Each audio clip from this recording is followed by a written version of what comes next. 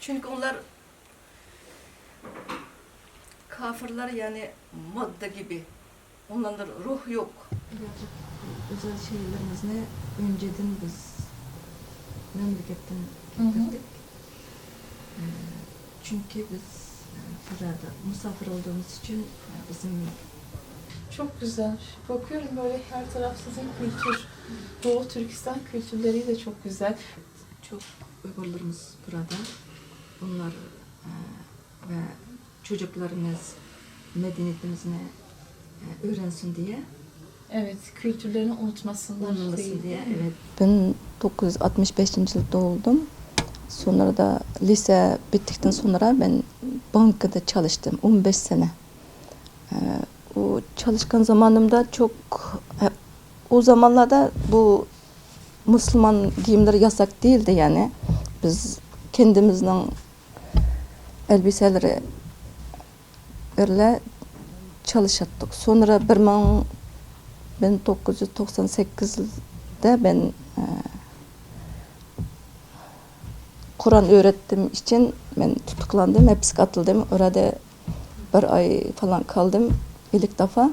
Sonra da çıktım, ben çalışmadım, eve kaçtım.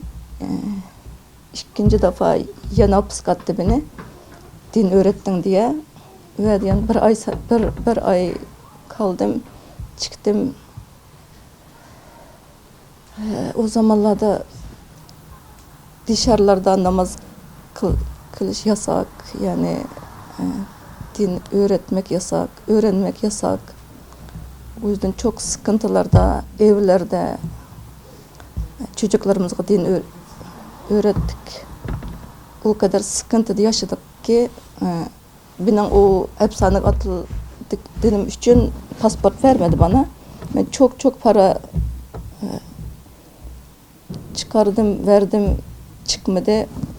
Ben 2011 senede yana bir defa hapse atıldım. O zamanlarda bizim dini kitaplarımız yok oldu.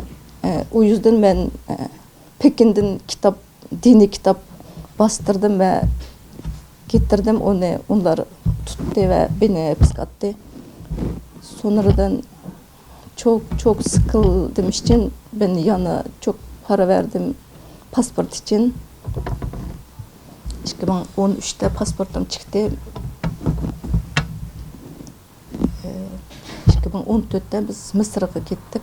Biz Mısır'da 3 sene kaldıktan sonra o Mısır'da çok öğrenciler tutuklandı ve Çin'e getirdi.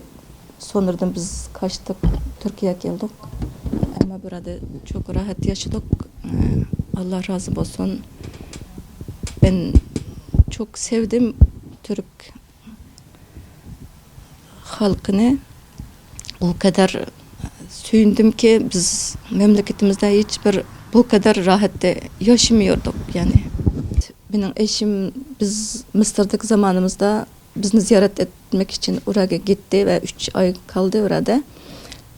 Sonra o bir tüccar, o yüzden o memleket gitti. Memleket gittikten sonra onu 6 yıllık Mısır'a çıktı diye hapse attı. 6 senelik hapishanede.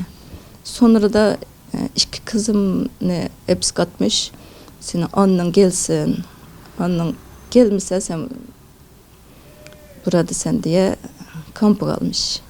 2017'de 3. Mart bence şu zamanlarda hapse atılmış, hazırgıca hiçbir haberim yok. Çok akrabalarım var. Ben Mısır'a gitken zamanımda benim bir kardeşimin kızını ve bir kız kardeşimin oğlunu birlikte getirdim oraya.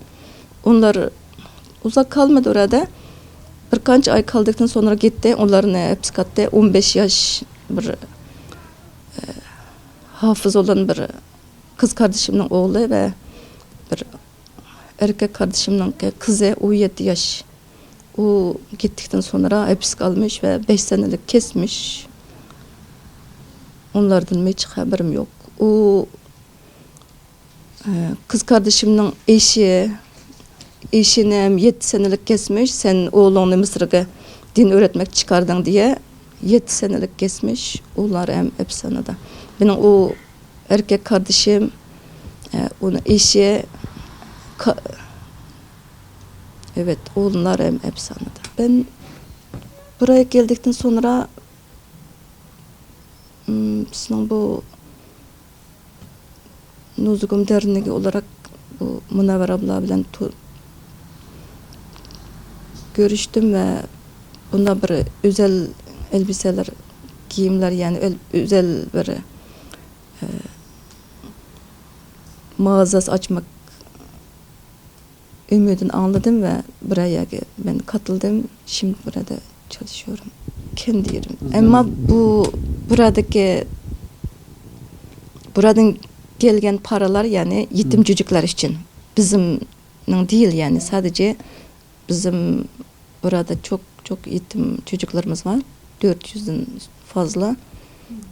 Onlar için çalışıyoruz yani. Türk halkı teşekkür ediyorum ve bizim zulümde kalan o kardeşlerimiz, alimlerimiz çok hepsi hapishanede onlarını bir kurtulmak için ses çıkarsa diyorum.